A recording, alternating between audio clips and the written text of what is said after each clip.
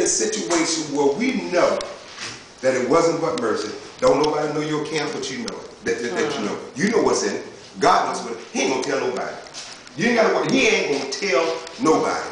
You ain't gotta worry about it leaking out and wonder how did it get out, because I kept it, because I done told somebody else and they got another friend and God knows they backbiting. But don't you know what? Vengeance is mine, says the Lord, and I'm going to repay. Don't you worry about it. The battle is not yours. It belongs to God. It did. So once we get to that point, we'll calm down ourselves down, because we do get in the uproar sometimes. Because everything is going around, because we're human. But guess what? You got to talk life into your dead situation. Amen. You got to talk life into it. You got to talk to yourself. Ain't nothing wrong. If you have an answer, you know, the answer's going to come. You just keep talking. Why you talking? Man, I'm talking to myself because I got to keep myself straight, because, man, if I don't, I'm telling you, I'm going to lose it. Folks looking at you like you crazy. I ain't crazy. You just got to understand. I'm in a place right now that I need God, and I ain't trying to look at nobody else, because it's me standing in the need of prayer. It ain't my sister, it ain't my brother, but I need the prayer. And once we get to that point and see us as God, He's molding us and He's making us. So our thing is we don't know how long. Lord, how long am I going to have to wait, Lord? How long am I going to have to do this? I mean, Lord, everybody else is prospering but me. Everybody else is doing this but me. But you know what? If you look back and stop looking at your situation and look at some other situations that's in worse situations you're in. I got married, tried to be a man, and God knows I ended up back in my mom's house. But guess what? When you got a whole bunch of pride, baby, honey, you're going to get to a place. Amen. You don't need no help, but you really do need help. Yes. Why the hell you sitting outside in the cold with all your ass? That's right. That's what pride Amen. is. Pride comes before destruction. So what is God trying to tell His people? Like I said yesterday, the people that has been taught, we got to start from ground zero. And I told somebody today, I said, bro, I want to see you in church. We start from ground zero. We got to build up, and we got to teach. And we got to be able to teach in parables. And get the 17th chapter of, the 13th chapter of St. Matthew's for me, Sister Makisha. And I just want to kind of get into the scriptures a little bit. Kind of told again. And the 13th chapter of St. Matthew, starting at the first verse. And I just want you to understand. And once you, first of all, how many of y'all did your homework that I asked you to do? I already seen it. You did your homework. I did. Did you see Columbo? Yeah, I did. Did you see what I'm talking about? Yeah. All right, I'm gonna give y'all another week to see it, and next week I'm gonna come out and ask you, you know, what did y'all learn from Columbo? But anyway, when you look at this thing and you see how God took His time, let's go back to the Garden of Eden for a minute. The Bible said He created the universe. And He did it in 6 days, and on the 7th day He rested. He knew that man was going to mess up. How do we know that He knew that man was going to mess up? He Can anybody created answer me that? Answer that question. How did He know man was going to mess up? He created him. He already knew. He created man. What else did He do? He died. He died. But what else did He do before He died? When Adam and Eve was in the garden and they sinned and they did all of this, and He said, that woman that you gave me, and she said that serpent, and that's how they started pointing fingers. Ever since then, folks were pointing fingers. What did God do? Number one, they tried to cover themselves. Right. Right. They found out they was naked, so they tried to cover themselves. And what they covered themselves with leaves. But God gave them clothes. He killed an animal. He put clothes on them. So what did He do? Did he say, y'all got to sit here while I go out here and build a place for y'all? Did He do that? No. No, he It was told them they had already- to work. Done. It was already done. So guess what? His plan was already Done. in place. Yeah. He told man, he gave him a choice. He said, listen, you in the garden, and all you got to do is till this and tend to this. How many of us know when we in a good position, man, we don't know how good we got it until we get out our Yes. It's like a relationship. All you got to do is stay in the garden. All you got to do is stay here, and I promise you that if you stay here, then at the end, this is what's going to happen. You ain't going to know the story until you get there. He that endureth until what? The end. The end. The same shall be saved. So I don't care how fast you run, because I know you're going to stop because I made you. I know you're going to stop by the wayside, and I know you're going to pick up some flowers, but I'm going to give you an opportunity to pick them up and keep running. You stop something else, you draw attention. Yep. It's so beautiful. It's so beautiful. And God is just sitting so patient, just waiting. He's at the finish line. I don't know. If let me tell you something. If God created the heavens and the earth in 6 days, don't you already think He already got the mansions ready for us? Yes. Who is He waiting for? Us. Who is always late most time when the wedding comes? The bride. Because she got to make sure she gets herself together, because when she comes in, she wants everybody's eyes on her. She got to be fixed up. Hair got to be done. Nails got to be done. She got to make sure she come in, because the main attraction. That's right. That's right. Son of a. So God said, man, I got to wait for my bride. God Almighty.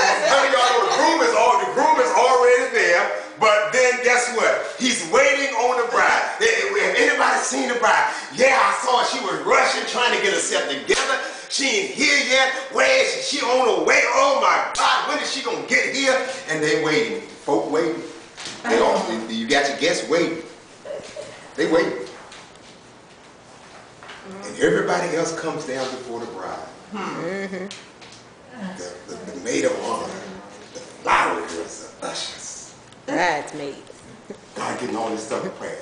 He's sending the priests, the prophets, and the kings. He's sending all them. Oh, God Almighty. I hope y'all can see this like I see this now. Yeah. He's sending all this down because the bride ain't ready yet. It ain't ready.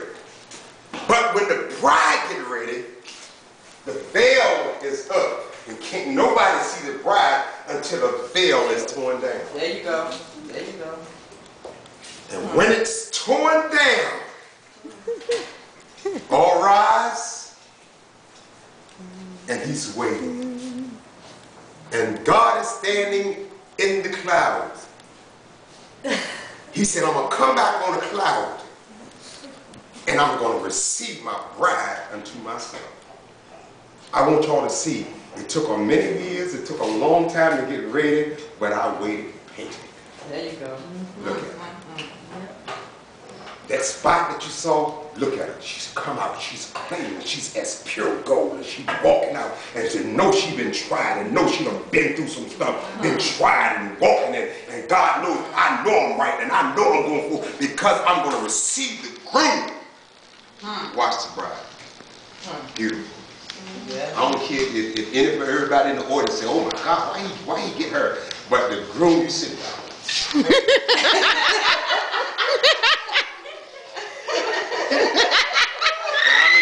He's smiling, he's grinning. He's happy. Nobody is as happy as he is. Yeah. Ain't nobody gonna be as happy as God is when he presents his bride to the people. Nobody's gonna be as happy. Because I saw what she struggled with. I saw what she went through. I saw what she endured. But look at her now, and folk gonna have their mouth open. Yes. That's the church. That's when John wrote in Revelation. He said, who is these? He said, these are they. He said, I looked and I saw another number, a number that no man could number. And he said, begin to ask God, who is these? He said, these are they that have come through trials and tribulation. Has been washed in the blood of the Lamb. These are they. And folks, look, who is this? This is the church. Honey, if you suffer with him, you You talking about beautiful? You ain't got to worry about putting nothing on this. You ain't got to worry about washing this up no more because it keep getting dirty. You ain't got to worry about this. So God said, you're going to drop this whole thing and I'm going to give you a body that's going to look good to me. Yeah. I done had operations and scars and all of that. God said, I'm going to drop the scars and I'm going to show you the perfect you. I'm going to show you the soul that I placed in you that you have never seen. That's what you're going to see. You're going to see this. You ain't going to see this. You're not going to see the building. You're not going to see the beautiful ornaments and stuff on the building. My eyes shall see. That song Ella Rankin used to sing. You know, I'm not worried about the view. As long as you're there. Somebody said, I'm going to look up Paul and I'm going to look up David in the heat of the day and tell him tune his harp up. I ain't looking for David. I'm sorry. Y'all can look for David. I ain't looking for David. I'm looking for the man that saved my soul. I'm looking for the man that died for me. That's who I'm looking for. I ain't looking for David. I ain't looking for my grandmother because I knew my grandmother down here. I ain't looking for my father. But if they made it, God knows when I see him anyway, you ain't going to recognize it because God will change it into his likeness. You ain't going to recognize it. That could be your grandmother walk right by your sister. Now, you don't know her. Tell it like it is. That's right. And we have to understand, if we don't do this thing, if we don't tell this thing like it is, and we don't preach to a dying world and let them see the glory and let them see God working in us and stop condemning people and stop telling people they going to hell and stop telling people they ain't looking like they should, they looking this way and that. I was guilty, but you know what? I'm like, God, that's your job. That's right. My job is to say, when he went to Ezekiel and told Ezekiel, I'm going to take you down in the valley of the dry bone, and I want to ask you a question. Can these bones live again? Guess who was in the dry bones? Guess who was down there in the valley? Me. Guess who was down in the valley? Y'all was. Even though you didn't realize you were down there, you was there. Yes, yes, yes. But he began to tell Ezekiel, they ain't got nothing on them. That's how I'm clean. Because when you got stuff on you, I can't get nothing in you. If I need to get into your skin, if I need to get some blood from you, guess what? I can't look at you and blood come out. I gotta get the needle. Somebody beeping. Not me. I gotta get the needle. Is that you, Sister Diddy? Sounds like an alarm clock. Oh, that's you. The camera lady. But you got to get up under this. When something is wrong on the inside of your body, they can x-ray it and they can see it. But the only way they can fix it, they got to touch it. The only way that God can fix you is you got to be stripped. That's the only way. I'm sorry. That's the only way. Well, I got a good heart and I just, no. If that was the case, God said, man's heart is deceitfully wicked. What we call good to God ain't good. That's right. Because he said I was as filthy rags. That's what he said. The only thing that makes me what I am is him. Because God ain't never got angry. He never said a mumbling word. They laid him from judgment hall to judgment hall. They beat him. You let somebody just, Lord knows, just come and tap us a little bit. Oh, excuse me? That's right. You got a problem? That's right. Let somebody you don't know, somebody just take this out of clear blue sky, they come and hit you, and you gonna sit there, well, praise the Lord. Oh, come on there, come on, let's bring it back. Let's come on back to self. You know, you in California now, let's come on back to Pink Lane like I told you yesterday, and be real with yourself. Lord, help me to get there if that happens. Let's be honest. I don't know. If somebody smacked me, I don't know. The Bible say turn the other cheek. I don't know. I'm asking God, Lord, create in me a clean heart. So if they do slap me, I can turn the other cheek before I punch them out. Because guess what's going to react first? So if I go to throw something at you and I throw something, what you going to do? This reflex. You're going to stop. If I go hit you, you're going to stop. You're going to blink, you're going to do it. You're going to try to offend yourself, you defend yourself, right? Yeah. So we got to be careful because the flesh is going to quickly defend itself because the Bible says it's a war going on. The spirit against the flesh. It's enmity against God. It's fighting God every day. Every day. All right, read, sweetie. Matthew 13:1. The same day went Jesus out of the house and sat by the seaside, and great multitudes were gathered together unto him, so that he went into a ship and sat. Now, why do you think the multitudes followed Jesus? And I gave you the answer earlier. Why do you think the multitude followed Jesus and not the Pharisees and the Sadducees? Y'all didn't get no feeling answer. Because they saw the miracles and the things that he was performing, where they didn't follow the other ones because they couldn't see what they was doing. And most of the time, what draws you to people? I was going to say, if you can be down to earth and socialize with just everybody, because Jesus was like with the drunkards and prostitutes and the spirit. What drew the people to Jesus was his spirit. Oh, yeah. What type of man is this? He was real. He was real. That hang with the drug addicts and the publicans and the sinners. What type of man is? If you say that you're the King of Kings, why are you not up here with us? But he came as a baby in swaddling clothes. He was a king. That's why folk didn't believe him, because, man, if you're a king, why you dressed like this? Why you looking like this? Why you all dusty like this? Why your eyes is like balls of fire and your hair's like brown wool? Man, won't you comb that stuff? You know what I'm saying? And that's the thing that people saw, that they saw. I'm like, wait a minute. The multitude, they followed him. The synagogues was empty. They was looking, what in the world is this man doing? What is he doing? We got to get rid of him because they taking all the fame away from us. True. Okay. And the whole multitude stood on the shore. Go ahead. Did you tell me this? Yeah, go ahead. Okay, and he spake many things unto them in parables, saying, Behold, a sower went forth to sow. And when he sowed, some seeds fell by the wayside, and the fowls came and devoured them up. Go ahead. Okay, and some fell upon stony places where they had not much earth, and forthwith they sprung up because they had no deepness of earth. And when the sun was up, they were scorched, and because they had no root, they withered away.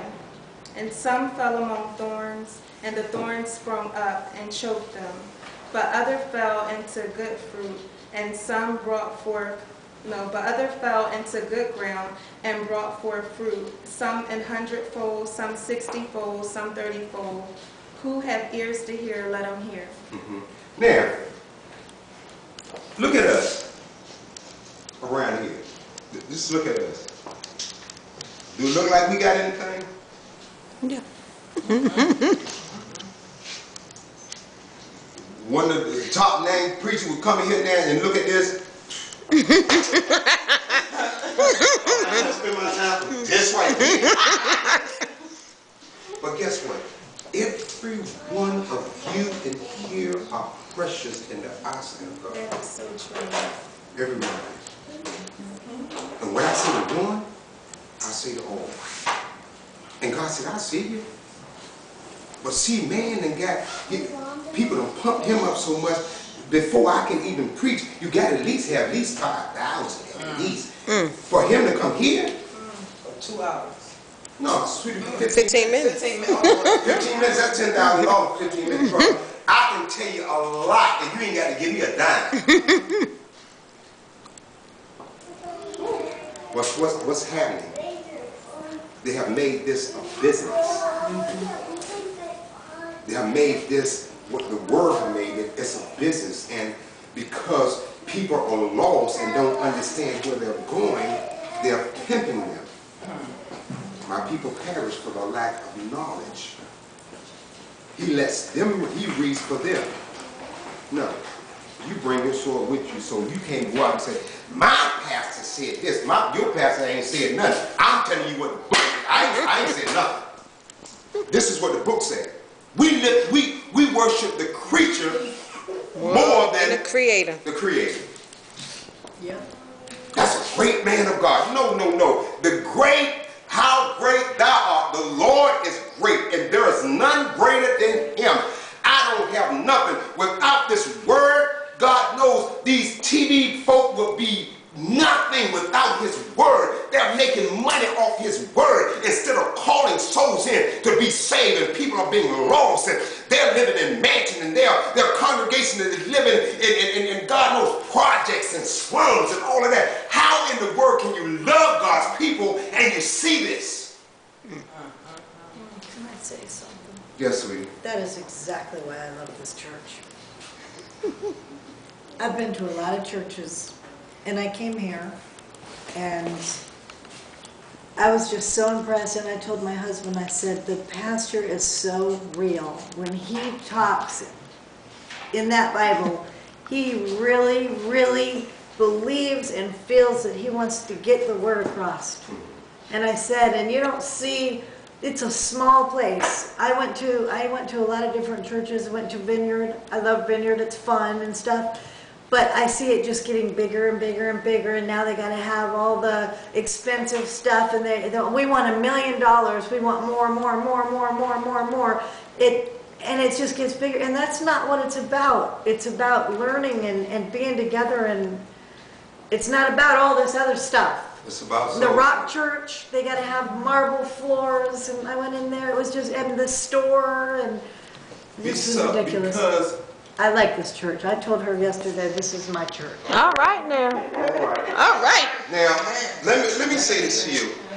Because if you look at God, he told his disciples at the beginning, he said, I'm starting off, I'm going to let you know. Birds have nests, foxes have holes, but I ain't got nowhere to lay my head. If you want to come with me, you can follow me. Folk has lost focus. They have let fame and fortune just control them. Like you say, the scripture said you did run well, but what did you do? We lost focus. It says in the Bible, watch the people that hate you. You lose focus. But you have to understand, Paul said, follow me as I follow Christ. Don't follow me because you see what I have and you want to ride in a Bentley and you got to have a red carpet and get out and folk got to stand up when you come in. You ain't got to stand up for me. Why are you standing up? Because I'm recognizing the God in him. Okay, then every time you come in, I got to stand up because I'm recognizing the God in you. That's right. That's right. Paul said, I'm a prisoner of Jesus Christ. I'm just a servant. I ain't nobody. Come out with these pretty robes and all of that stuff. Man, like this me. I got a robe that I done paid hundreds of dollars for and folks gave me. I'm like, they in the closet. I ain't trying to impress nobody no more. That's right. It ain't about impressing you. Look at that robe. Look at them rings. I'm playing. So I guess I got to watch. Yes, it ain't real. Don't look at it. It ain't real. God knows there ain't nothing but cut glass. Lord, that's smoothed up. It ain't no diamonds in it. I'm just playing. I don't need no big ring. Don't give me no bishop ring. I don't need all of that. My job is to get the word across. When those doctors go into the hospital and they work, they got to take all that stuff off that mean anything to them to go to work. That's right. We come in here dressed up. Oh God, baby, this dress cost me $400. And you think that somebody gonna slob on this, somebody gonna spit on this? Take it off and put on you something that you can mess up. Amen. That's right. You're not gonna come in and get a title. Oh well, I'm an elder now. I'm a pastor. And God knows y'all know how I am. And Sister Nancy, Pastor, and Sister Dee, y'all say, Pastor, I don't want you to do that. But man, I got to do something, man. I got to do something. While I'm working, let me do something. I'm standing back. I don't want to be old and sitting. I'm already hurting now, so I got to keep moving. Let me move while I can. Okay. I love it. Don't get me wrong. I love it and everything. But y'all know me. If I see you doing something, God knows. I'm hey, what you doing? Can I help you? Man, I'm telling you, I thank you because when Paul got on the ship, he became from a prisoner to the captain of the ship, and the Lord had told him, tell them to hold on to the pieces.